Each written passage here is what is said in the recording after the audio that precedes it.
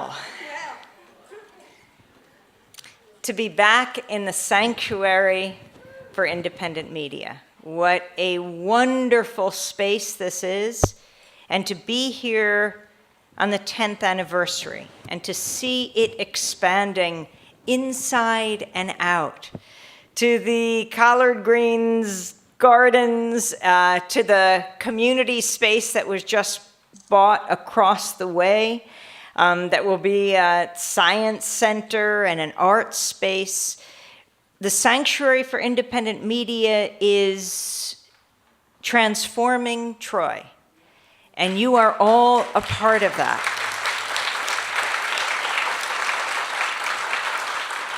This is what it takes, community by community. And it really did, as Steve Pierce, by the way, Steve and Branda, Elizabeth Press, who's behind the camera as usual, and all the folks who have made this sanctuary happen for these last 10 years deserve a tremendous round of applause.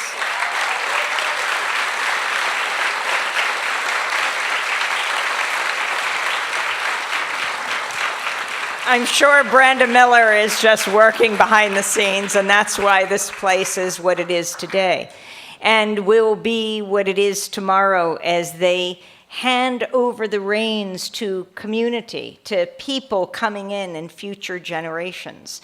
You're all making this happen. And as Steve was taking me around outside, I couldn't help but think about Detroit. The kind of self-sufficiency, people taking sustainability into their own hands. Just down the road from Detroit, of course, is Flint. And if you're, sorry, this is what a 100-city tour sounds like. I'll tell you a funny story, but first I have to figure out this. Interesting. I should say, before I talk about Flint, Michigan, let me talk a little about this tour. So Democracy Now! Is celebrating 20 years. And so I know, and we're really excited about this, and many of you have been a part of it from the beginning. And some of you have come midway through, and maybe some of you were brought by a friend tonight and really know not much about it. And all of that thrills me. The idea that someone will discover Democracy Now! Anew, or that you've been here for 20 years. So we've been traveling the country on this 100-city tour, celebrating independent media all over. This morning I was in Toronto, Canada. Last night we were in Toronto celebrating CIUT, which is the largest community radio station. It's at the University of Toronto. In the days before that, we were in Chicago, we were in Minneapolis, we were in Bar Harbor, Maine, and Bangor, and in Portland, Maine. But we were celebrating KMUD up in Northern California a week or two ago. And KMUD, the event we had was in a place called Redway. It's a different country up there. Now, we were also throughout Colorado, where cannabis is legal, where pot is legal. And then we moved to Northern California, where it's not exactly legal, but it is accepted as about 90% of the economy. I mean, I've never seen anything like it. At the reception before, you ask people, what do you do? Well, I'm a businessman in town. Oh, what do you sell? Pot.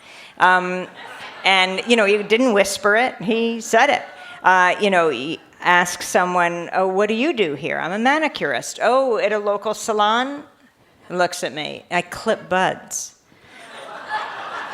So then I was speaking that night, and as usual, I started to cough. And let me answer the question of this, or someone is going to be spending their evening looking for something they don't need to look for. So that evening, and then I turn this off.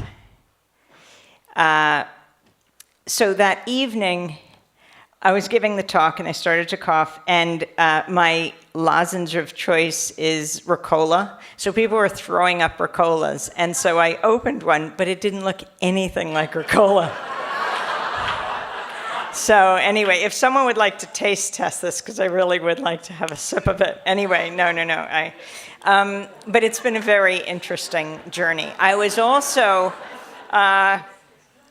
I was racing to San Francisco Airport. Now, I've been doing this journey with my colleagues at Democracy Now! A producer a week joins us. I just left Mike Burke, I think yesterday morning, our senior producer who did Chicago and Canada with us. And the week before, it was Laura Gottesdiener, and we had done Flint together before that. She's the newest member of our producing team. Amy Littlefield was the week before that.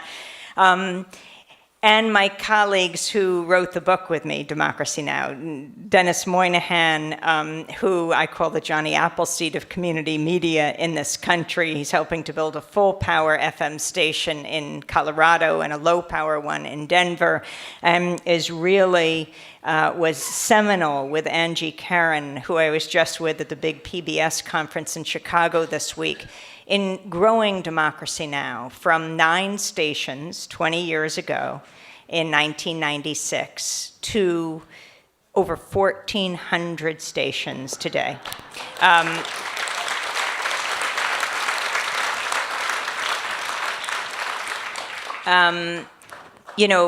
We started on community radio and Pacifica stations, and then we expanded to television the week of September 11th. We were on as emergency broadcasting, the closest national broadcast to Ground Zero, the horror that took place September 11th. And then once we went on TV, very quickly other TV stations said, how can we get this show? And we started FedExing out the video cassettes. That was what we used at the time. And I wanted it to be FedEx because I thought it was breaking news. It couldn't be more than a day late. And then the NPR station in a town would say, oh, that we have on the television station, can we run it? And now PBS stations all over the country are running Democracy Now! And we're broadcasting around the world, many times a day in Sweden, on television and radio. In Japan, they call it the other America. In South Africa, throughout Latin America, our headlines are translated into Spanish. And if you're trying to learn Spanish or English, you can go on our website and you have the English headlines, the Spanish headlines, the same thing translated, as well as the audio of both. So if you want to listen and learn, we work with an Uruguayan collective. And this has just been a remarkable experience. But we were, so my colleagues, Dennis Moynihan, who is also the person I write a column with every week, and my brother, journalist David Goodman, co-authored this book. Or I should say, if they weren't there, this book would never have been written. But it talks about the 20 years of covering the movements changing America, and it's called Democracy Now! And we were racing to San Francisco Airport. We've raced there about 3 times in the last 4 weeks. And I knew Dennis's birthday was in the last few weeks, and I decided what to get him. He was the tour guide extraordinaire. He's the one who designed this trip. I think I'm going to get him a map. But on one of these trips to San Francisco Airport, we got a call from AJ Plus. It's Al Jazeera Plus, Al Jazeera Online. Sadly, Al Jazeera America has folded. I hope Al Jazeera doesn't follow suit. But AJ Plus is very successful. And they said, can you come to our offices in San Francisco? We'd like to interview you about the elections. And I said, oh, we're racing to the airport. Sorry, can't do it. No, just a few minutes, please. So I said, I mean, really, 3 minutes? Are you on the way to the airport? Yes, we are. Okay, so we stopped in for 3 minutes. Dennis hadn't even gotten out of the car before I ran out. Sat down, did the interview, said hi to everyone. The place is half empty. It was the current network's offices. Remember, Al Gore had Current TV. And so I saw his offices, the vice president, and he sold it to Al Jazeera for $500 million. And now Al Jazeera has gone under. But they then put this AJ Plus 3-minute video online 10 days ago. And I haven't checked in the last few days, but a week ago, maybe 6 days after it was up, it had 11.7 million views. I mean, it went viral, and I don't think it's any different than what any of you would say about these elections. It just doesn't hit the corporate media radar screen. It is so important that we have a media that gives voice to, well, the full diversity of voices. That's mainly what I was talking about. I mean, you look at all the networks. I was also invited on CNN a couple times to critique the media. And I said, I can't tell the difference between CNN, MSNBC, and Fox. I couldn't even single out one of them because Donald Trump sounds the same on all three networks. And especially with that lower third, breaking news, every time he has something to say. I was just in Toronto yesterday. And I turn on the television, and it's the horror of the plane that went down between Paris and Cairo. And, they're talking about, the agony, and loved ones are talking about their loved ones. And in the upper right corner, Donald Trump is about to speak. So they're just showing the screen of the podium. He's about to address the NRA, and they're waiting. And this is for over an hour. They've got that little screen, and they're just waiting, and it's breaking news, Donald Trump to speak.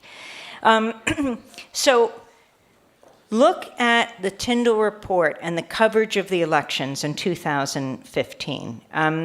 Donald Trump got 23 times the coverage of Bernie Sanders. I think it was on ABC World News Tonight, gave Donald Trump 81 minutes, Bernie Sanders 20 seconds. I'd like to know what Bernie Sanders did that was so newsworthy that he should have gotten that 20 seconds. Let's look at one night of primaries, March 15th. That was Super Tuesday 3. That was Missouri, Illinois, North Carolina, Ohio, and Florida, okay?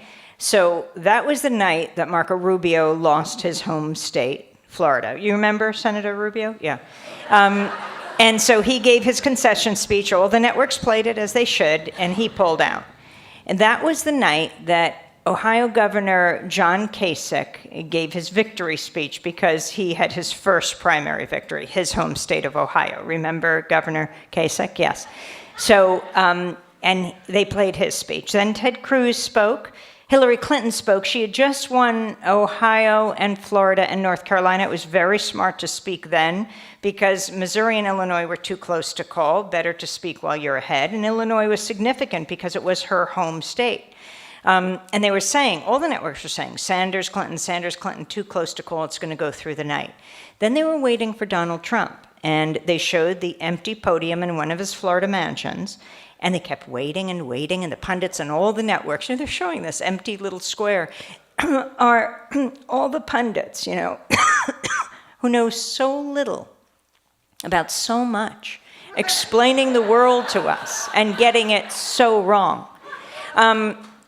Filling the airtime. And finally, after about half an hour, he speaks, and he speaks for about half an hour. He's pioneered this idea, calls it a news conference, so everyone calls it a news conference. It's not a news conference, but a few weeks before that, he'd held that hour news conference after another primary so-called news conference, where he's trumpeting Trump water, Trump steaks, Trump magazines. It was this kind of bizarre. And the network stayed with it the entire hour. Hillary Clinton spoke within that time. They did not cut away to her, right? They did not cut away. They recorded her, though, and they played her after. So this night, March 15th, Super Tuesday 3. So I said they played Trump, they played Kasich, Cruz, Clinton, and Rubio. So that would pretty much wrap it up, right? I mean, there's no one else that's running. Oh, wait, I saw some buttons here. Bernie who? Oh, Bernie Sanders. I mean, it is absolutely amazing. I mean, did he, fall asleep? Where was he? I mean, falling asleep, that would make Arianna Huffington very happy because, she just wrote The Sleep Revolution. I actually was on Bill Maher with her a few weeks ago, and so I saw her backstage on Susan Sarandon, and I wanted to challenge Arianna to a duel, a kind of debate. around the merits of sleeplessness, but she would not have anything of it. And I did promise her I would take a long nap in June. But anyway, did Bernie Sanders fall asleep? Did he take the night off? What was he doing? They weren't even, not only didn't they play his speech if he had given one, they didn't even speculate where the guy was. So we also, in this 100-city tour, did a swing through Arizona, Flagstaff, Tucson, Phoenix. So I know this for a fact because I spoke to many people who were at his rally March 15th in the evening. Thousands and thousands and thousands and thousands and thousands and thousands of people. He gave a speech before by far the largest audience that night. But they didn't play it. They didn't even refer to it. They didn't even ask where he was. There is something worse than negative coverage. It's the vanishing. So we made a decision that night on Democracy Now! That the next day in the morning, when we broadcast Democracy Now!, we'd play an excerpt of Bernie Sanders' speech. Who would have thunk it? Who would have thought it is a revolutionary act to play an excerpt of a speech of a major party candidate on a major primary night or the morning after? But that is what it has become. I mean, this is a person, whether you're for him or against him, who has broken so many records, right? Look at March. I think he raised $44 million to Hillary Clinton's $29 million. He raises it with 3, 7, 9. I think the average is $27 contribution. So no one's maxing out. They can keep on giving. Hillary Clinton, and he has like well over 6 million donors. I mean, he's breaking all records. And Hillary Clinton has far fewer donors, but they give a lot more, and a lot of them are maxing out. He raises money on the campaign trail and his rallies. She has to go off the campaign trail and go behind closed doors to raise this money. So we were just passing through Laurel Canyon, California. We were not at the same place she was. She was having a fundraiser at George and Amal Clooney's house. I think the going rate for a seat at the head table was $350,000. $350,000. I mean, that was for a couple, but... and George Clooney was even asked on the networks, what about this? And even he said it was obscene, and he threw the party. Now... where is this money going to? And it's not just Hillary Clinton. This massive amount of money these candidates raise, it's not going to build community gardens, right? The vast majority of it is going to the television networks. And so do you really think they're going to raise this as an issue? They're paying for campaign advertising. So you had, a few weeks ago, and some of you might have been a part of this, 1,200 people arrested in Washington, D.C., part of Democracy Spring and Democracy Awakening, challenging the corrupting influence of money in politics. They hardly, following in the footsteps of Granny D, they hardly got coverage in the major networks. I mean, as they're being dragged away, they're shouting, where's CNN? Where's MSNBC? Could you imagine if there was a protest in central Havana, Cuba, where 1,200 people were arrested? You have all the network news anchors flying down, now they can do it direct, right? Flying down to Havana to cover, this act of repression, right? This 1,200 people arrested. And they would have paid attention at least, but they weren't paying attention to this. Or were they paying attention and deciding not to run what it was that was happening? Because they are the beneficiaries of this corrupt system and this corrupting system that is drowning politics in money in this country and vested interests. Now, these are the issues that must be raised, and this is why we need independent media. That's not brought to you by the politicians. That's not brought to you by the weapons industry when we cover war and peace. That's not brought to you by the insurance industry or big pharma when we cover healthcare. That's not brought to you by the oil, the gas, the coal companies, the nuclear companies when we cover climate change, but it's brought to you by listeners and viewers, and people like you and not like you who are deeply committed to independent media. And when the family of independent media grows, it's a cause for celebration for all of us. Why it's so wonderful that right behind the stage, right here at the Sanctuary for Independent Media, is the new low-power FM station, WOOC. And I hope you all get involved with your own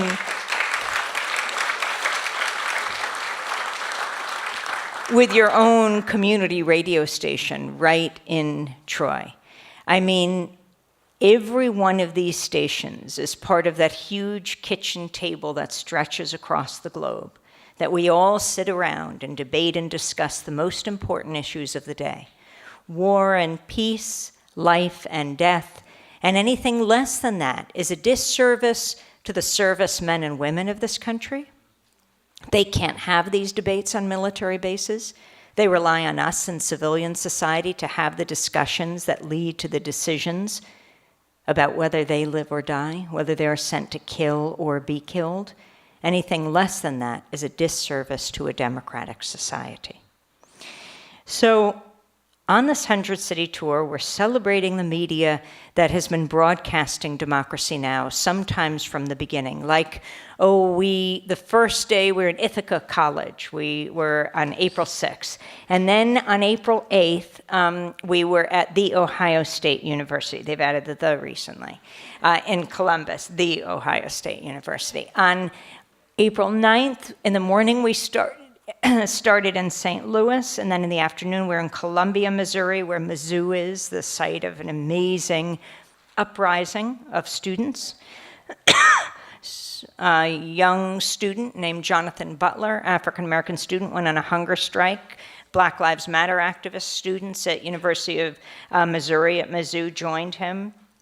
And then, amazingly, the black athletes, the black football players, joined in solidarity, and that was it, because football is the fulcrum of power. There. Just one sec. Don't throw anything up. I'll take care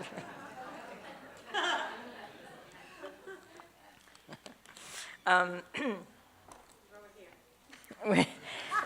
it. So after the black students tweeted out a picture of, no. Okay, thank you. Thank you. Does anyone want to try this first? Does anyone know that man?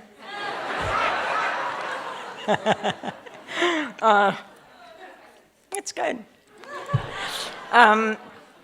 After the black football players tweeted out a picture of themselves in solidarity, tweeted out this message, then the white football players and their coach joined them in support. So the coach. Now, what Jonathan Butler was calling for is the resignation of the president of the university. He felt that so many racist incidents that happened that hadn't been dealt with properly. When the white coach joined, well, then it was over. The coach makes 8 times more than the president at the university. The students, these athletes, said they weren't going to play ball, and that's a huge deal. Every game at the University of Missouri, the football players refused to play. The university lost $1 million, so the president left, or said he was leaving. We went on that night to Kansas City, to KKFI. And it was getting scary because by then we were like an hour and a half late. This was 3 days into the tour.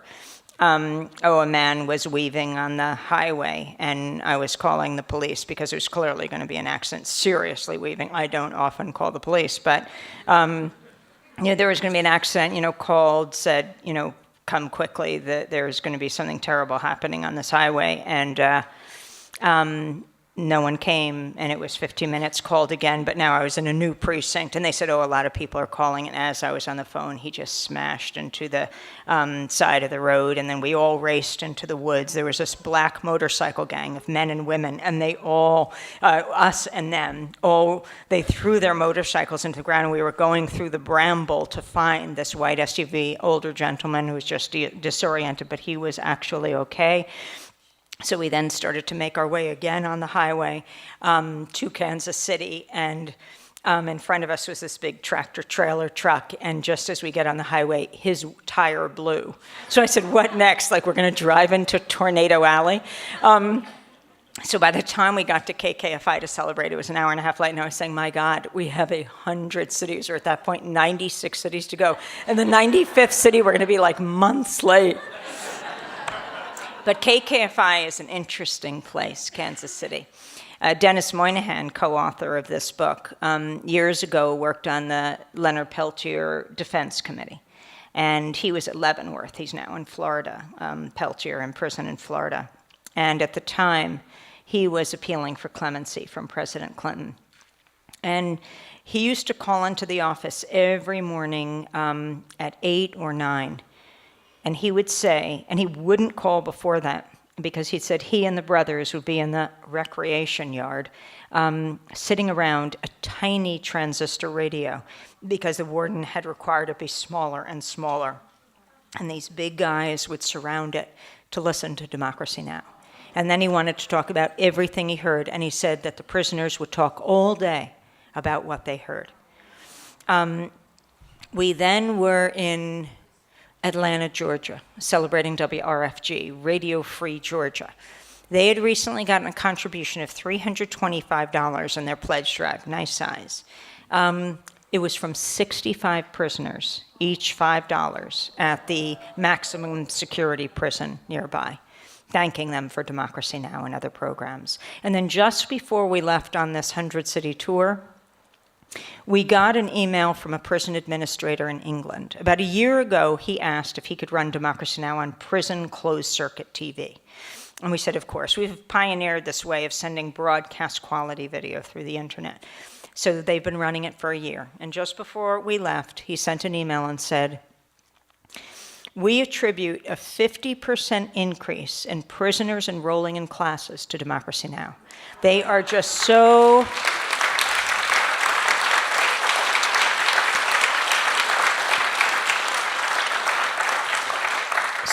hungry for information. You know, information from people who are in their communities. It's not the know-nothing pundits.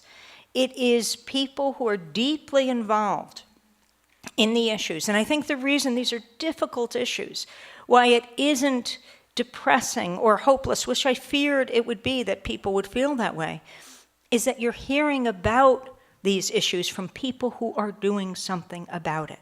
And that gives us the greatest hope. So, we also, just 2 weeks ago, were celebrating KPFA, the first Pacifica station, on its 67th birthday. That's right, KPFA went on the air in 1949. That was the first station of Pacifica.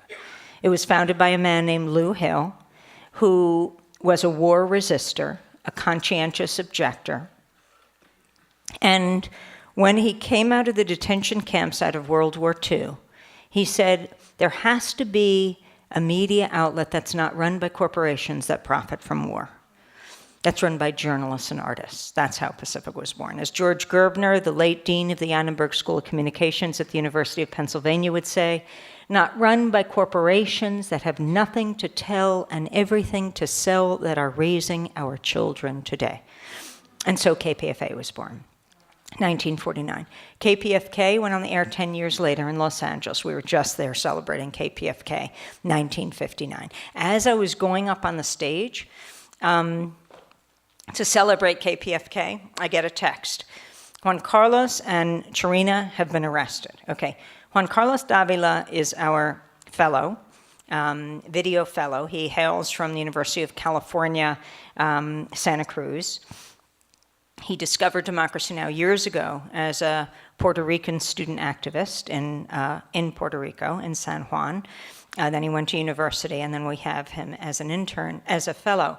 Also, Charina Nadura. Charina went to Brooklyn College. She then was an intern of Democracy Now!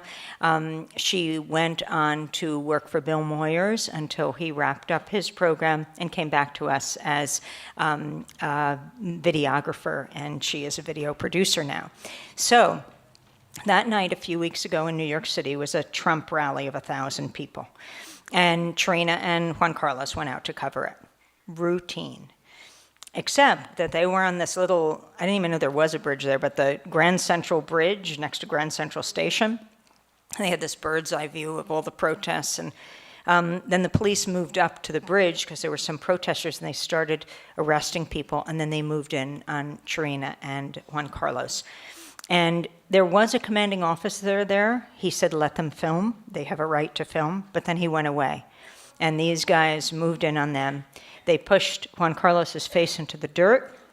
They confiscated their equipment, and they arrested them. They put them in a police van. That's what I was told. And they said they handcuffed them. So I'm about to go up on the stage just like today. I'm like, oh my God. Well, I have to go. Who am I going to talk to? So I texted Juan Carlos, and I said, are you okay? I didn't exactly expect to get anything back. And then I got back a yes. Have you been arrested? Yes. Are you in a police van? Yes. Are you handcuffed? Yes. Are you handcuffed with your hands behind your back? Yes. But nothing he wrote. Everything was perfectly written. And I said, so how are you texting? And he said, yes. So I called Juan Gonzalez, and both of us were calling the police.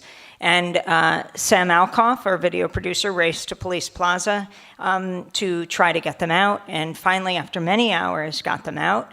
We now have to deal with their arrests. But that night, if you think they just went home, think again. Juan Carlos and Charina and Sam raced back to the newsroom, and they produced the video piece that you would see the next morning on Democracy Now! About the mass protests, the people who were arrested, including themselves, including Juan Carlos and Charina.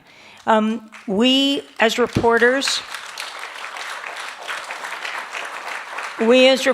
shouldn't have to get a record when we put things on the record. It's just unacceptable.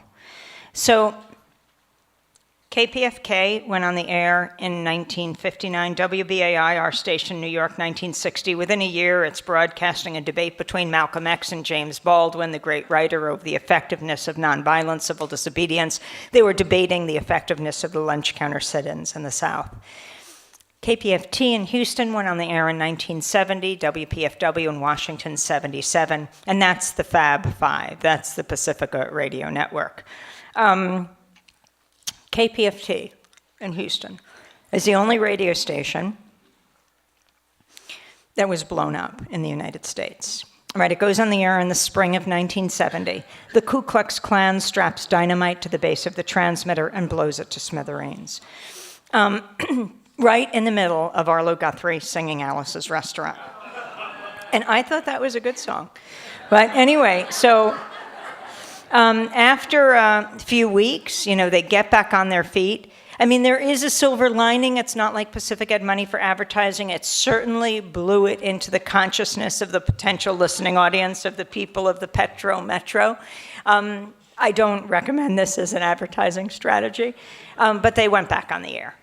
And then the Klan blew them up again, this time with 15 times the dynamite strapped to the base of the transmitter. So now it's going to take months for them to get back on their feet. And in January 1971, PBS comes in to broadcast this moment when the phoenix rises from the ashes. Arlo Guthrie comes to Houston to finish his song live on the air, Alice's Restaurant. And KPFT goes back on the air.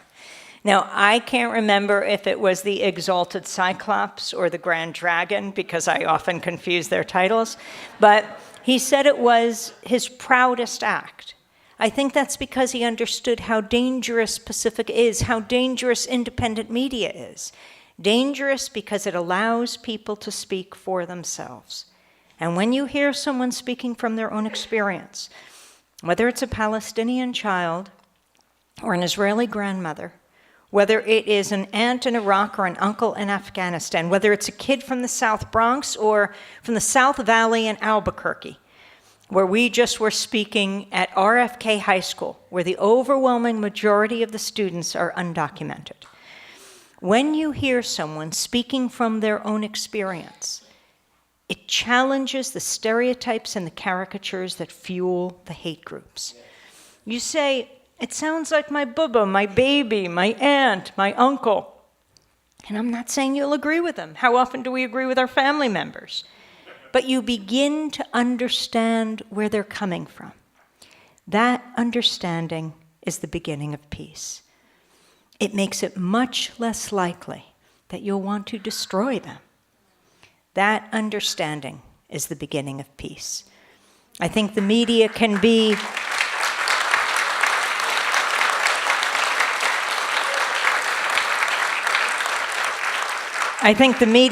the greatest force for peace on earth. Instead, all too often, it's wielded as a weapon of war.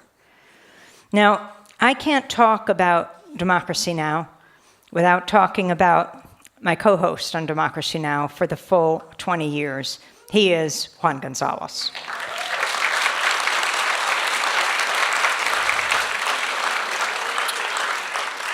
Now, we just had the great honor. Well, a few weeks ago, he retired from the New York Daily News after 29 years as a columnist. He wasn't always a journalist. I mean, he was a kid, and then he grew up. And then he was one of the founders of the Young Lords, sort of the Puerto Rican equivalent of the Black Panthers. And, they would hijack tuberculosis vans in New York City, and you never had more willing hostage drivers. They would hijack them to the South Bronx, to places where they needed to be, and the drivers got into the business because they wanted to help people too. They would occupy churches because they want kids to have hot lunches. And then Juan decided to serve the community in a different way, through his journalism. And a few months ago, we had the honor of watching Juan inducted into the New York Journalism Hall of Fame, the first Latino journalist to be inducted there.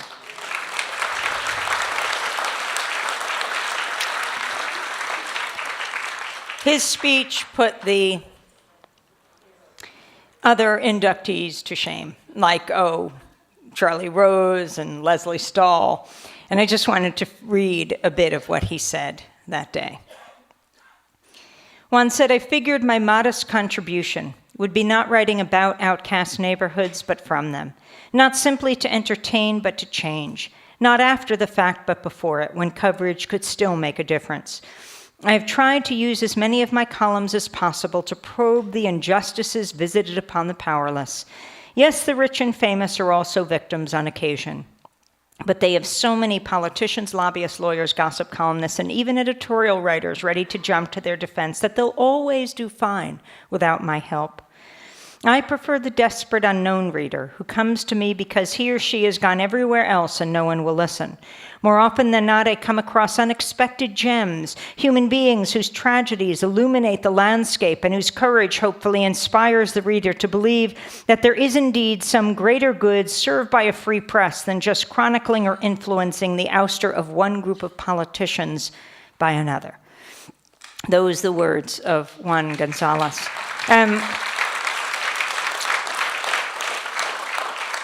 As I was reading those words in one of these cities that I was in, I was getting texts at that moment of Juan being feted at Francis Tavern, the New York Daily News, through one of the parties. There have been many, many retirement parties for Juan. He's going to be a professor of journalism at Rutgers. So I'm getting pictures of the party. Juan with Governor Cuomo, Juan with Mayor de Blasio, Juan with Senator Schumer, Juan with, Jose Serrano, the congressman, Juan with Geraldo Rivera. And, Cuomo and de Blasio, they couldn't be in the same room at the same time because they hate each other's guts. So that was all coordinated. Cuomo would come in first, take pictures, make a toast, would leave. And I was saying, what is Juan doing with all these politicians? I am absolutely convinced that most of them came to make sure with their own eyes that, in fact, he was retiring because he has dogged them for so long. He may be leaving the Daily News, but he is sticking with his other DN, and that is Democracy Now! Now, I just told you about the Ku Klux Klan blowing up KPFT twice. And that was a story of history, 46 years ago. I cannot believe that we are talking about the Ku Klux Klan today in the 2016 presidential election. How could it be? That the presumptive nominee of one of the two major political parties, right, Donald Trump, the Republican presumptive presidential nominee, when asked on CNN by Jake Tapper if he would disavow support of an avowed white supremacist, an avowed Klan leader, David Duke, I can't remember if he was Exalted Cyclops or Grand Dragon, but whether he would disavow support of David Duke and the Klan, he waffled. He said he had to look more deeply into this. When was the last time you heard Donald Trump say he needed to look more deeply into anything? But this, he said, he had to consider, right? What exactly was he weighing? He wanted to find out exactly which Klan chapter was supporting him because he wouldn't want to generalize to all the KKK chapters in the United States. And this is terrifying. You couple that with the violence at his rallies. I mean, he is ripping open the underbelly of hate in America. He is opening a Pandora's box. And I am not saying that presidential candidates are responsible for every act at their rallies, if these are huge rallies, as Bernie Sanders has and Donald Trump has some. Bernie Sanders has said no to the violence, that he doesn't condone it. Not only hasn't Trump said that, but he has said he would pay the legal fees of his supporters who get arrested. Like this was said after the supporter who sucker punched a Black Lives Matter activist, and then said next time he would kill him. The only saving grace here is I think it was Steve Brill, who's the legal reporter and legal publisher, said he found it interesting that Trump was saying he'd pay these supporters legal bills because he said he never pays his own. But that's a little side issue there. This is serious. I mean, Democracy Now! Was the closest national broadcast to Ground Zero, September 11, 2001. The horror, 3,000 people incinerated in an instant. We'll never actually know how many people died on that day because those who will go uncounted in life go uncounted in death, and they're the undocumented workers and immigrants who might have been around that area. But it was terrifying and horrible. However, it was not the first time that terror came to U.S. shores. Ask any African American about slavery. Ask any Native American about what's happened in this country. But it was horrific.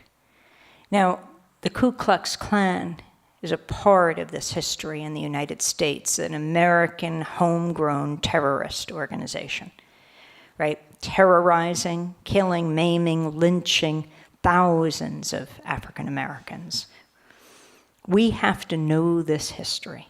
It's not enough just to say the Klan, especially for young people. I think even young people have heard of the Klan, but to tell that history so that it is not repeated. I want to go back to last June, the horror in Charleston. You know what happened in the middle of June 2015 when a young white supremacist, at the time the Bible study group didn't know who he was, a young white man walks into Bible study at Mother Emanuel Church in Charleston. It was a gathering of the parishioners and their beloved pastor, Clementi Pinckney, who also was a state senator in South Carolina. He had rushed from the legislature 2 hours to just be with his flock, his parishioners, midweek evening Bible study, routine. This young white man walks in. They all know each other. They don't know him, but they welcome him. And at the end of the hour, he blows them away. He spares one woman's life because he wants her to bear witness, to tell the world what he did. A few days later, Dillon's storm roof would be arraigned. And the survivors and the loved ones of the victims put this country to shame when they forgave him. They forgave him. That put the South Carolina legislature into a difficult position. They had to decide whether to take down the Confederate flag that he wrapped himself in and worshiped, whether to take it down off the Capitol grounds where it had flown for more than half a century. It was a tough decision for them. They put it up in the early 60s in response to the Civil Rights Movement. Then in 2000, the NAACP and some sports franchises said that they would boycott South Carolina. So that led to the South Carolina Compromise. They would take it off the Capitol building and put it on the grounds in front. But there would be heightened penalties against anyone who dared to take it down or deface it, and it could not be unhooked, flying at full mast. So a few days later, back in June, when State Senator Clementi Pinckney lay in state in the Capitol Rotunda, thousands of people streamed by to pay their respects. First, they had to walk by the Confederate flag, flying proudly outside. All the flags of South Carolina were at half-mast, except for the Confederate flag. That flew at full mast. We, of course, raced down to Charleston. We broadcast from outside the AME church. And then was the vast funeral of thousands of people who came out to the College of Charleston arena to pay their respects. That was when President Obama sang Amazing Grace. I think, after that, when the legislature finally decided to take down that flag, if most people were asked who actually took it down, who led the charge, I think most people in this country would say South Carolina Governor Nikki Haley. But that's not who took down the flag. It was 5:30 in the morning on June 27, 2015, 10 days after the massacre at the Emmanuel AME Church. The South Carolina State House glowed in the morning light. Bree Newsom, a 30-year-old African-American woman from Charlotte, North Carolina, walked toward the main entrance of the building. She was accompanied by Jimmy Tyson, a young white man from North Carolina, and others who scouted the grounds. They observed the scene around the State House, waiting until there were no guards visible. After about 30 minutes, Tyson and Newsom made their move. They walked swiftly toward the Confederate monument, which stands directly in front of the main steps. The tall monument, topped with a heroic image of a Confederate soldier, pays tribute to those who have glorified a fallen cause, slavery. The two activists proceeded to the 30-foot-high flagpole that stood directly behind the monument. The Confederate battle flag flapped lazily at the top. And then Bree Newsom donned her climbing gear, which she had learned how to use a few days before. And she raced to the flagpole and began ascending the pole swiftly. Guards noticed and began shouting at her to come down. Reaching the top of the flagpole, she grabbed the Confederate flag and unhooked it. She declared, "You come against me with hatred and oppression and violence. I come against you in the name of God." Bree clutched the symbol of the Confederacy and said, "This flag comes down today." Bree lowered herself slowly along with the flag. As soon as she reached the ground, Newsom and Tyson were arrested. Video of the protest went viral, was seen around the world. Her bail fund quickly raised more than $125,000. Ava DuVernay, director of the Oscar-nominated film Selma, was among the many to hail her, tweeting, "I hope I get the call to direct the motion picture about a black superhero I admire. Her name is Bree Newsom." But within about an hour, 2 State House workers raised a new Confederate flag on the Capitol grounds. It is astounding to think. The mass funeral the day before, and that day, this Saturday morning, when Bree took that flag down, the individual funerals were taking place in Charleston. And so as these bodies were being lowered into the ground, the state chose to raise the Confederate flag once again. Democracy Now! Raced from Charleston to Columbia. We found out which jail Bree and Jimmy were being held in, and we made it to the jail and actually got into the arraignment cell. And there we watched Bree and Jimmy charged with defacing state property, facing a penalty of up to 3 years in prison and a $5,000 fine. We then went out into the lobby of the jail. And people were gathering. They were hoping that they would be released. They wanted to meet them. And there were those that had come with them, like Tamika Lewis, who came with Bree from North Carolina to take part in the action. She said, to see that flag actually come down and all the things it represents being taken down by a strong Black woman was one of the greatest symbolic images one person could ever witness. Another young woman named Carol Parker was from Columbia. She didn't know who Bree was, but she knew she had spent her life every day walking past the Confederate flag, humiliated and denigrated by it. And she said, Bree has done what our governor hasn't had the courage to do, what our General Assembly hasn't had the courage to do. She went up there and did what had to be done when it needed to be done. You can shout it from the rooftops. It was Bree Newsom who took down that flag of the Confederacy in South Carolina.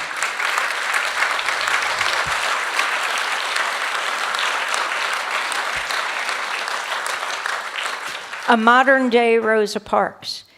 And even Rosa Parks, I mean, this story that you all know, certainly here in the Sanctuary for Independent Media, the corporate media gets it wrong. Kids learn it in their history books.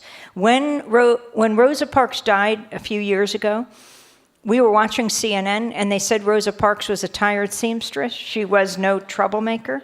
That's where they got it wrong. Rosa Parks was a first-class troublemaker.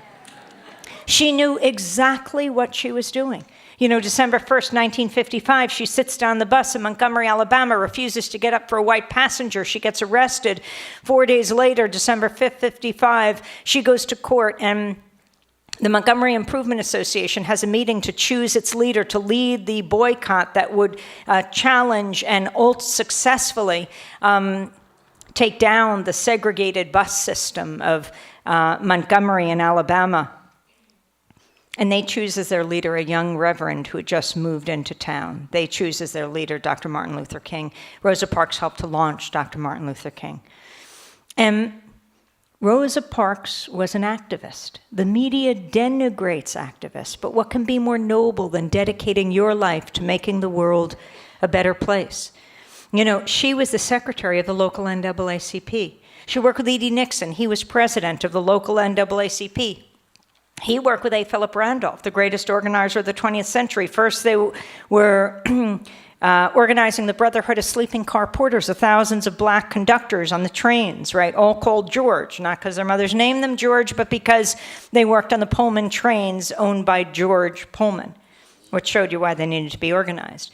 And then A. Philip Randolph would go on to organize the 1963 March on Washington with Bayard Rustin, the Black, gay, pacifist activist. Together, that march where Dr. King gave his I Have a Dream speech. This is the tradition Rosa Parks came out of. She worked at the Highlander. She went to the Highlander Center, Black and white together, working to challenge the racist laws. You know, just before Pete Seeger died, we interviewed him on Democracy Now!, and he talked about being at the Highlander Center and perfecting the folk song, We Shall Overcome, and Dr. King coming in at that time and asking him to sing it for him. And Pete sang We Shall Overcome for Dr. King, and Dr. King then was walking away and got into his car and said, that's a catchy tune. Right, it becomes the alma mater it becomes rather the anthem of the civil rights movement. This is where Rosa Parks came out of. And to show how brave she is, just go back a few months to the summer of 1955, the summer of Emmett Till. right? Emmett Till's mother, Mamie Till, in Chicago, wants her boy to get out of the city for the summer, so sends him to be with his aunt and uncle and cousins in Money, Mississippi. He's asleep one night, and a white mob comes and rips him out of bed. They said he wolf whistled at a white woman. Emmett was a stutterer, and his mother, Mamie Till, taught him, whenever you feel the stutter coming on, whistle. He ended up in the bottom of the Tallahatchie River. When his body was dredged up and sent back to Chicago, his mother, Mamie Till, did something incredibly courageous. She said she wanted the casket open for the wake and the funeral. She wanted the world to see the ravages of racism, the brutality of bigotry. Thousands of people streamed by his casket and saw, and then Jet magazine and other black publications actually took pictures of his distended, mutilated head. And they were published. And they were seared into the history and consciousness of this country. Mamie Till had something very important to teach the press of today. Show the pictures, show the images. Could you imagine for 1 week if we saw the images of war? For just 1 week. If above the fold of every surviving newspaper would be a picture of a baby dead on the ground in Afghanistan, and actually an article about her, and named her, right? Naming someone dignifies a life, and talked about her parents and what their aspirations were for their little girl. Imagine if the top of every radio and TV newscast told us the story of a woman blown up in a drone strike in a wedding party in Yemen. And we learned about the young couple who fell in love and about this wedding party that was blown up. I saw Grannies Against Drones here tonight, and how significant this is. We would understand what they were doing if we understand what happened to her, if she had a name, and we learned their stories. If on everyone's Facebook wall, every tweet, every email was about a soldier dead or dying.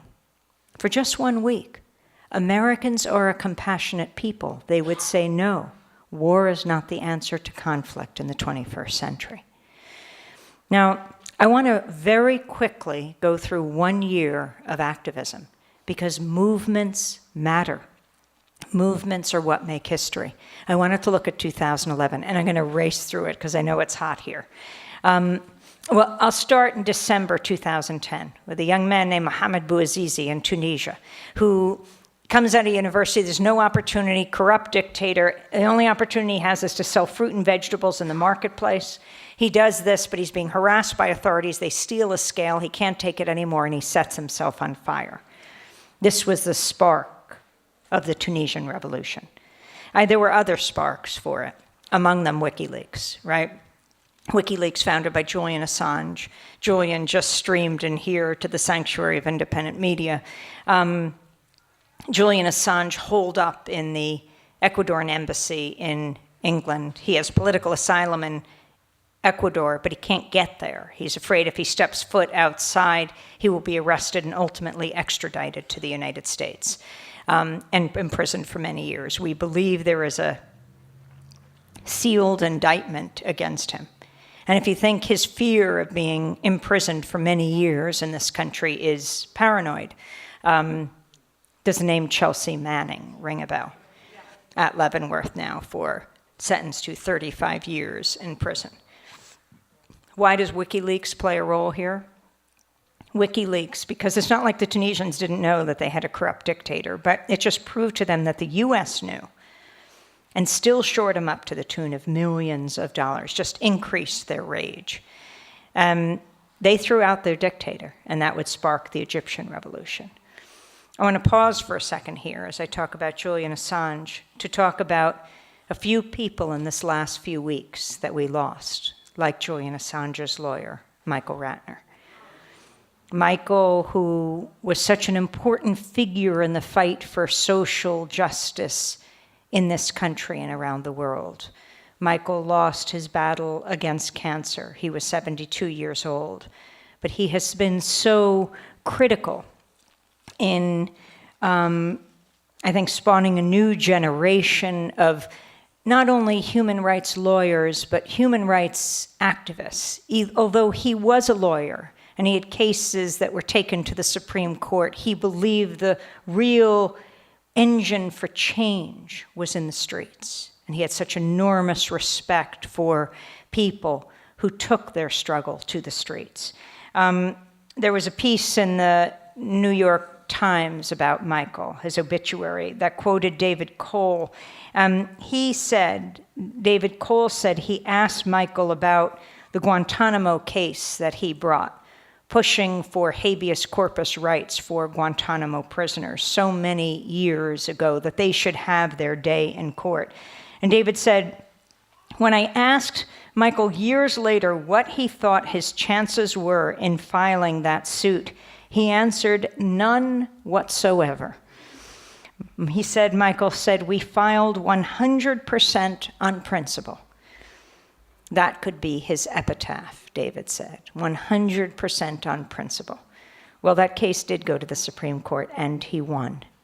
But that's not ultimately why he brought these cases and so many others, challenging the Bush administration, Donald Rumsfeld, and others for the illegal war in Iraq. The respect he had for the activists in the streets, I think of Witness Against Torture, that Michael would go out and join. You know, the people, young and old, in orange jumpsuits who would protest outside the federal court. Among them, Frida Berrigan. And that's another very important loss, just a week before Michael died, the death of Dan Berrigan. Father Dan Berrigan, the Jesuit priest who died up in the Bronx at the Murray Weigel facility. Dennis and I went to visit him a few years ago there. We brought him Jeremy Scahill's book, Dirty Wars, The World is a Battlefield, and ice cream, his favorite food. His eyes, really twinkled brightly when we gave him the ice cream. But I think Dirty Wars actually took the cake for him. But Dan Berrigan, what he did together with his brother Phil in Catonsville back in 1968. Phil, a Josephite priest. Dan, a Jesuit priest. Well, Phil was a Josephite priest until he met the nun, Liz McAllister. Then they had their 3 kids, Frida and Jerry and Katie, all brilliant young activists. Frida we had on remembering Dan, her uncle. And I saw Frida so many years ago in Los Alamos protesting nuclear weapons. She was there with Martin Sheen and others. And Martin Sheen, as he crossed the line and got arrested, he was president in the West Wing. And he worked for NBC, which was owned by General Electric. And as he was crossing the line, he said, I work for General Electric for a living, but I do this to stay alive. And he crossed the line and got arrested. And then Frida put her hand up in the peace sign and fist and with a bunch of flowers and was taken to jail as well. But her uncle, Dan Berrigan, the man we just lost, 1,000 people packed into the Xavier Church in Manhattan to remember him. When he engaged in the Catonsville 9 action, as it came to be known, May 17th, 1968, he and Dan and 7 others. About a week before, we were just in Portland, Maine, and we were at the airport. Well, a week before that action, he was at the airport. He had just given a speech. And he thought, okay, I'm going to do this thing. I'm going to burn draft files, and I may end up in prison for many years. So he said he wanted to write a statement so that people would understand why he did what he did. So a week later at Catonsville, May 17th, 1968, he, Phil, and 7 others went into the draft office, took out over 300 A1 draft files, and burned them with homemade napalm outside. A statement he wrote at the airport. He wrote, "Our apologies for the fracture of good order, the burning of paper instead of children." He would also later say, "We have chosen to be powerless criminals in a time of criminal power. We have chosen to be branded as peace criminals by war criminals." Dan Berrigan, Michael Ratner, rest in peace, just as you lived. And you have inspired so many others to continue your struggle. From the Tunisian Revolution to the Egyptian Revolution, that history-making moment in Cairo, Alexandria, all over Egypt, and you got the first-hand picture of what was happening from our reporter, Sharif Abdel-Qaddous, if you're a regular viewer or listener of Democracy Now! And Hani Massoud, both Egyptian Americans who went back to Egypt to film this revolution that was fomented by people. Could be any of you and all of you, as opposed to the bird's eye view you got, which was very impressive, of Tahrir. 1 million people gathered there. You got to meet the people. I mean, at some point in the midst of this revolution, in those first 18 days, the thugs brought down the satellites. And so the networks couldn't actually be there in the square and broadcast. So you saw Anderson Cooper in a kind of Democracy Now! Sort of muddy Skype scene in his hotel room with a lower third that said, reporting from an undisclosed location. And there was Sharif in the middle of Tahrir saying his name, saying where he was. And Hani would film him interviewing the revolutionaries, right? People like Ahadef Souef, the great Egyptian writer who wrote Map of Love, standing with 2 9 months pregnant women who said they weren't going to give birth until Mubarak fell so that they could give birth and freedom. You met Nawal Saadawi, the 79-year-old at the time, a psychiatrist, author. She'd been exiled and imprisoned under Nasser and Mubarak. Before the revolution, she had been holding salons telling young people, we will win, we will win. The young high school students standing in front of the state media building, handing out a broadsheet, Voices of Tahrir, the state media building that had spewed lies for so long. These were the people who were making this revolution. And Hani would race back to Sharif's house, and he would put together the videos as Sharif would stay in Tahrir Square. And because we perfected this way of sending broadcast quality video through the internet, they would send these 20, 25, 30-minute reports back to New York, and we would broadcast them the next day. And you would see that revolution is possible, and it's made by individuals and movements who have been working together for sometimes a long time and sometimes a shorter time. You never know when that magic moment will come, but if you're involved with social change, you will build a foundation that will determine the future, that will make history. And I think the Arab Spring helped inspire the uprising in Wisconsin, right, in the winter of 2011. I mean, I think Governor Scott Walker also helped to inspire it, right? He said he was going to bust the public unions. He was going to go after the nurses and the teachers. But he told the firefighters and the police not to worry. He wouldn't go after them. The problem was the firefighters and the police were married to the teachers and the nurses. So he was in trouble. And it seemed like just a cross-section of society rose up. They occupied the state capitol building. We flew in, and I mean, I saw some of the biggest guys I'd ever seen in my life, the Oshkosh prison guards. And I said to them, who did you vote for? And they said, Governor Walker. And I said, well, what are you doing here? And they said, protesting Governor Walker. And then outside, 150 people, it's hard to imagine right now in this place, in the freezing cold, in the snow. Older gentleman, white hair, glasses, holding a handmade sign that said, IRS auditors against Walker. You knew he was in trouble then. And, Wisconsin's an interesting place, right? It's the home of the John Birch Society, which was the racist, segregationist, anti-civil rights, anti-king organization co-founded by Fred Koch, the father of the oil barons, Charles and David Koch. And it's the home of AFSCME, born in 1932, the American Federation of State, County, Municipal Employees. The movements coalesce, labor movement, civil rights movement. I looked out over this vista of protest, and across the street, the Wisconsin State Labor History Museum. I thought back to 1968, April 4th, 1968, Memphis, Tennessee, the day Dr. King was assassinated. What was he doing in Memphis? He was simply standing with sanitation workers who were trying to organize a local of AFSCME. And then go 1 year to the day before, April 4th, 1967, Riverside Church in New York, when Dr. King gave that speech against the war in Vietnam. Thousands packed in. His closest circle said, "Don't do this, Martin.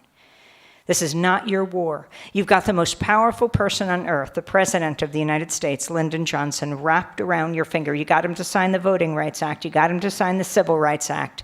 This isn't your war." Dr. King disagreed. He saw the war at home intimately connected to the war abroad, wanting to take on the triple threat of racism, materialism, and militarism. And he said that his country, the United States, was the greatest purveyor of violence on earth. The corporate press excoriated him. I mean, the Washington Post, I have the Life magazine issue, Time magazine. They said his speech read like a script out of Radio Hanoi. They said that he had done a disservice to his cause, his country, and his people. He just doubled down, spoke louder, spoke more often, and a year later, he would be killed. But I want to jump now to the end of the summer of 2011, Keystone XL protests in Washington, D.C., the ring around the Rose Garden, thousands of people protesting, the dirtiest oil being pulled out of Alberta, the tar sands, and sent through the United States in that pipeline to the Gulf of Mexico where it would be exported. And now we see this fiery inferno in Fort McMurray where the tar sands are being pulled, 90,000 people evacuated. Oil is the source of so much pain in the world. But the people protesting, 1,200 people were arrested, among them Naomi Klein, right? The activist, author, she was getting arrested for the first time. I recommend you read every one of her books, right? This changes everything, Capitalism versus the Climate, The Shock Doctrine, The Rise of Disaster Capitalism, and No Logo, Taking Aim at Brand Bullies. Bill McKibben was being arrested, right? The co-founder of 350.org. And then go forward 3 weeks.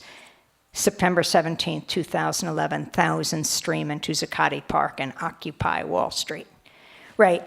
For the next week, the corporate media didn't touch this, right? The vanishing. You know, we're in the media metropolis of the world in New York City, and they don't cover it. The media moguls are driving by in their limousines. The elite press, they all see it. Nothing. But then it's getting ridiculous, and they have to cover it, so they mock it. I remember Erin Burnett was just starting her show on CNN called Out Front. Her first piece on Occupy was called Seriously? And you know, the way the media dealt with it, they said, what do these people want? They can't even figure out what is the issue they care most about. You know, it's the death penalty, they care about racism, they're against war, and they're against climate change, they're against inequality. And I thought, oh my God, they're listening. That's true. All of those issues, that's true. Like King, they see it as a seamless web. And then they said they can't even decide on their spokesperson. Well, it's a leaderful movement, not a leaderless movement. And if you think that when the encampments were eviscerated by the police in this coordinated action around the country, that was the end of the movement, well, for one, hardly. I mean, look at 2016, this presidential election. Bernie Sanders didn't create this movement. He is riding a wave of movements that have been percolating in all different ways. And he has fueled it and fed it. You know, movements go in all different directions. But if you think it died then, think again. I mean, occupied the language. You say the word 1%, the word 99%, absolutely everyone knows what you mean. You change the language, you change the world. A bunch of people who marched on Occupy were carrying signs that said, I am Troy Davis, and too much doubt. 4 days later, September 21st, 2011, 4 days after people streamed into Zuccotti Park, on September 21st, 2011, Troy Anthony Davis was scheduled to die. We flew from Zuccotti Park to Jackson, Georgia, the grounds of the death row prison in Georgia, awaiting news about whether the U.S. Supreme Court would spare his life. I Am Troy Davis had become the rallying cry of a growing international movement to stop his execution. The effort had grown in way beyond traditional anti-death penalty activists.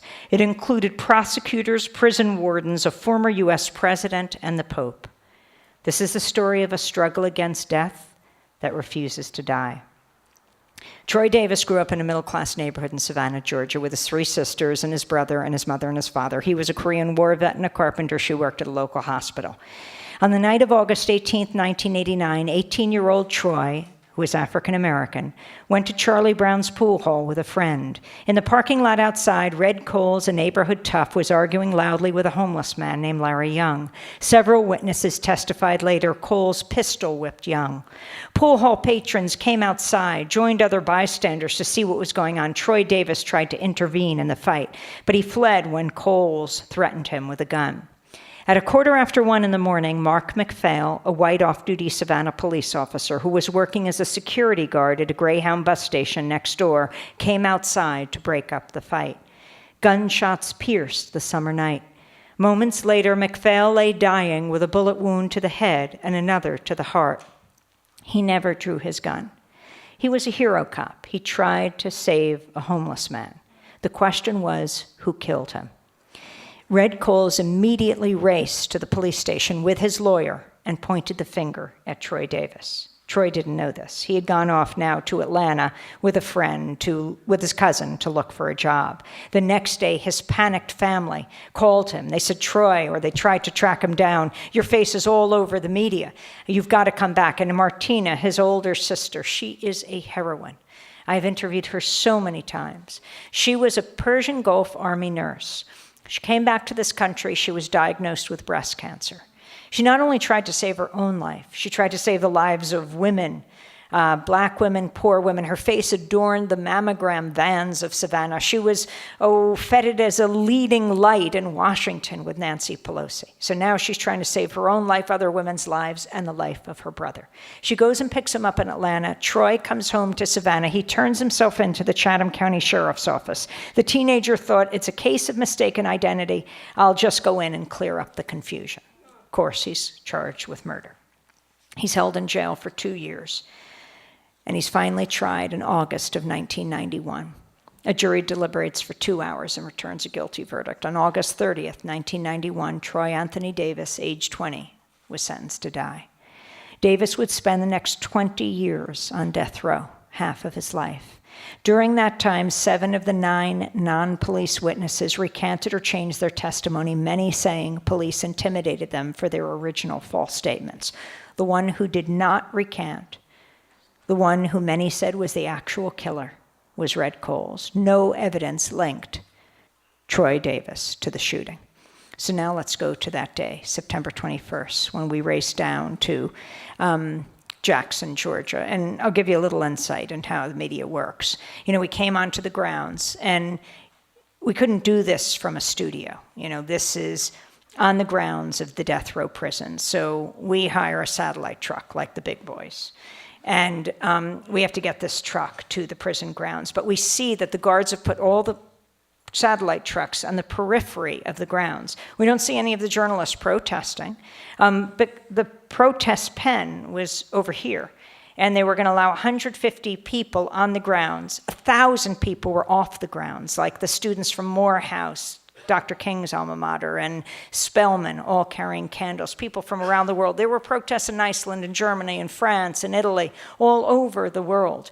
And in the protest pen would be Martina Correa, in a wheelchair now. She would die a few weeks later of breast cancer. Human rights leaders like the head of Amnesty and NAACP and other people from around the world. But if we have to be on the periphery of the grounds, we can't interview the people who are here. And we weren't planning to just speak ourselves.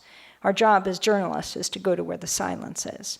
These reporters were not protesting, but what were they going to do? Report for 20 seconds or 30 seconds? I was very annoyed because our satellite truck was late. We had hired it from Atlanta. We didn't know them. I mean, they would be working for CNN the next day and Fox the next. Finally, they come up on the grounds, the satellite truck, and they pull down their window and they say, Where do you want the satellite truck? And I said, well, the prison guards are saying you have to put it over with the other satellite. Where do you want it, ma'am? I'm starting to warm up to these guys. So I said, well, I was thinking right by that protest pen. And they barrel this truck over to the pen. And the guards come running. And these guys get out of the truck. And they were bigger than the Oshkosh prison guards. And they take out these big cameras. And they hand me the microphone. They say, where do you want to stand? I said, well, I was thinking of standing right against the rope because that way I could interview people. And they formed a kind of protective semicircle around me. And they said, start the broadcast. So we had with us the press packet from the Department of Corrections.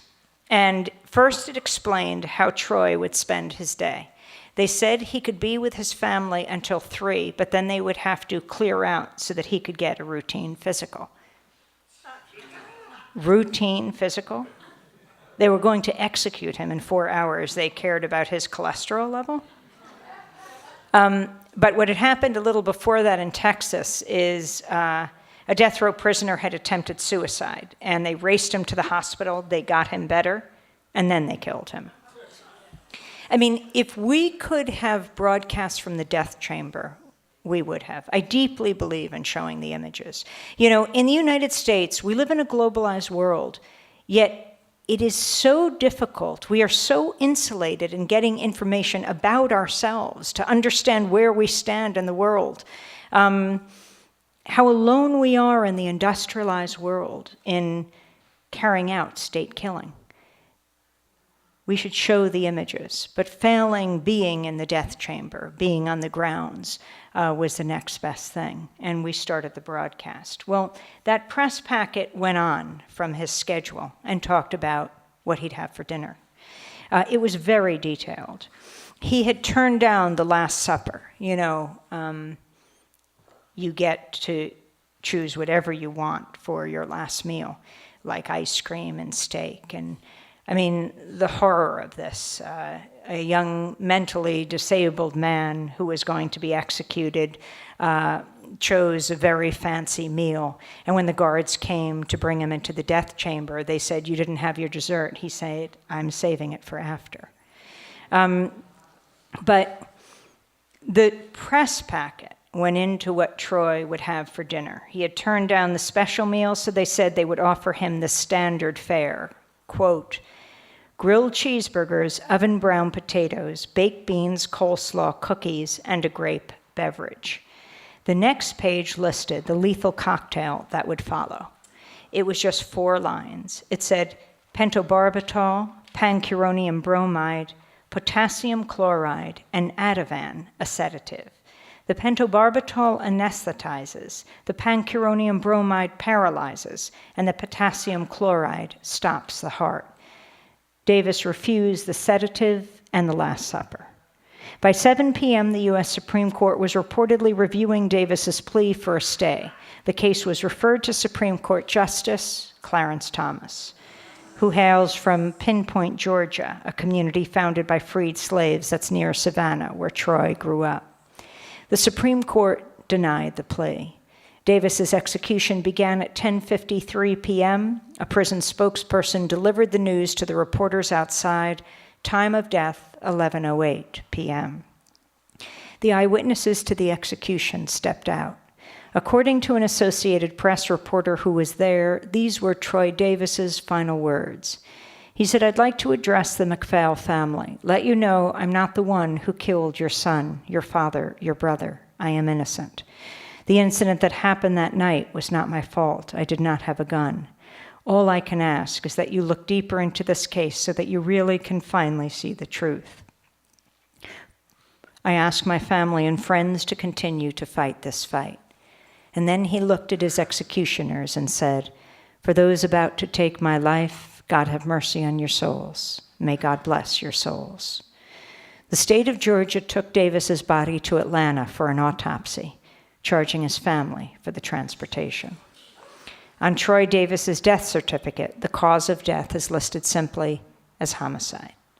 As we stood on the grounds of the prison just after Troy Davis was executed, The Georgia Department of Corrections threatened to pull the plug on our broadcast. The show was over. I was reminded of what Mahatma Gandhi reportedly answered when asked what he thought of Western civilization. He said, "I think it would be a good idea." Now, I want to go to the end of the year, to the end of December 2011. After the talk, I'm happy to sign books. Really honored to be here with this new book. We're really thrilled that when it came out about a month ago, it debuted on the New York Times bestseller list. And this is a big deal because, the New York Times almost never mentions Democracy Now! And so it's particularly great that, the title is Democracy Now!, and they don't have control over whether this gets listed because it's just a mathematical equation. But more than that, the way the bestseller list works is in this time of homogenized and corporate information, thousands of independent bookstores have closed. And you may not realize it, but when you walk into a bookstore, this is also true of libraries, that have cutbacks. They only stock the bestsellers, and very fine people go into these, and they're looking to expand their minds. And we want to be in all of these places, so we can provide a kind of roadmap to other galaxies and universes of independent thought and independent media, where that independent media is. So we'll sign books and personalize them, whatever you'd like. Remember, Father's Day is coming up, and holidays, not so far away. But, come up anyway, even if you don't get a book. And either say hi, or if you have story ideas, always write them to stories@democracynow.org. We all look at them.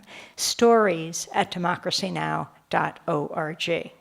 Also, a sign-up sheet was going around, and I hope that you sign up for our daily news headlines. It's a great way for us to stay connected. Community really does matter.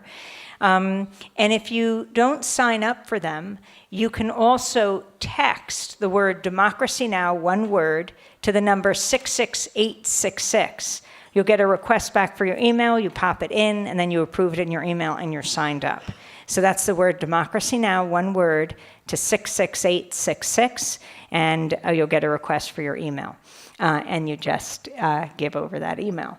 The final thing is, if you take any pictures or if you've been tweeting anything, whatever, use the hashtag covering the movements, and that's how we're tracking this 100-city tour. So I want to go to the end of December 2011, the Durban UN Climate Summit. Now, if you watch or listen to Democracy Now!, we go to every climate summit. We started with Copenhagen, then we went to Cancun, we went to the People's Summit in Cochabamba, Bolivia, then to Durban, then to Doha, then to Poland, Peru, and finally Paris this past year. And you might ask, given what happens inside, why waste the fuel? It's not so much what happens inside, it's what happens outside. Thousands of people come from every corner of the planet to demand that the historically greatest greenhouse gas emitter, the United States, do something about what they are doing, devastating the planet, what we are doing. You have the 15-year-old boy from the Maldives who says, my country will be submerged. You have the people of sub-Saharan Africa who say you're cooking our continent. They're so much more advanced on the issue of climate change in the rest of the world because they are desperate. They're on the front lines of climate change. Actually, we are too. But these weather events in the United States are so disparate. You've got the Dust Bowl conditions of the Midwest. You've got the fires of California and the Northwest. You've got the freezing cold of the Northeast. You've got the 1,000-year flood in Colorado. And you've got Vermont almost drowned with Hurricane Irene. And how do we put these things together? How do we connect them? Well, I think the meteorologists have to do this on television, and they should have their licenses revoked, whatever it is they get to be meteorologists, if they don't connect the words that they flash on TV, extreme weather and severe weather, with another set of words, climate change, climate disruption, climate chaos, global warming. That's how people will understand. We don't just tune into weather. We can't just tune into weather reports to find out what to wear. It has to be, what are we going to do about it? Now, in the rest of the world, they do have debates. It's how to most effectively deal with climate change. In this country, we debate whether human beings have anything to do with it. It's as if every time we talked about the planet Earth, we brought on someone from the Flat Earth Society for balance. The science is settled. In Durban, South Africa, something different happened. At the end of the conference, because of enormous pressure from the outside was invited in, at least a certain sector, the young people. Hundreds of young people came inside to address the world body, and they chose as their spokesperson a young woman named Anjali Apatare. She was a student at College of the Atlantic in Bar Harbor, Maine, where I just spoke on Sunday. At College of the Atlantic, you get a degree in human ecology. This is a part of what Anjali Apatare said. She said, "I speak for more than half the world's population. We are the silent majority. You've given us a seat in this hall, but our interests are not on the table. What does it take to get a stake in this game? Lobbyists, corporate influence, money? You've been negotiating all of my life. You've failed to meet pledges, you've missed targets, you've broken promises, but you've heard this all before. We're in Africa, home to communities on the front line of climate change. The science tells us we have 5 years max. You're saying, give us 10. The starkest betrayal of your generation's responsibility to ours is that you call this ambition. Where's the courage in these rooms? Now is not the time for incremental action. In the long run, these will be seen as the defining moments of an era in which narrow self-interest prevailed over science, reason, and common compassion."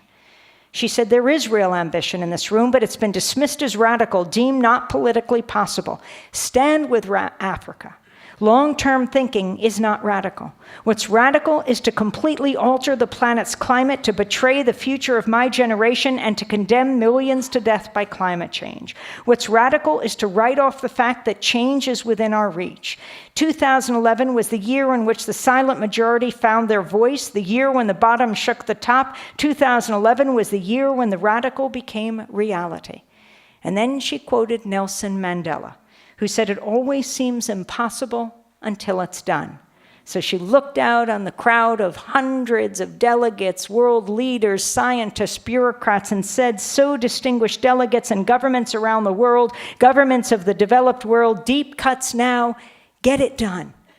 And there was independent media there to broadcast her words, and to broadcast the words of people like her and not like her who are desperate about the fate of the planet.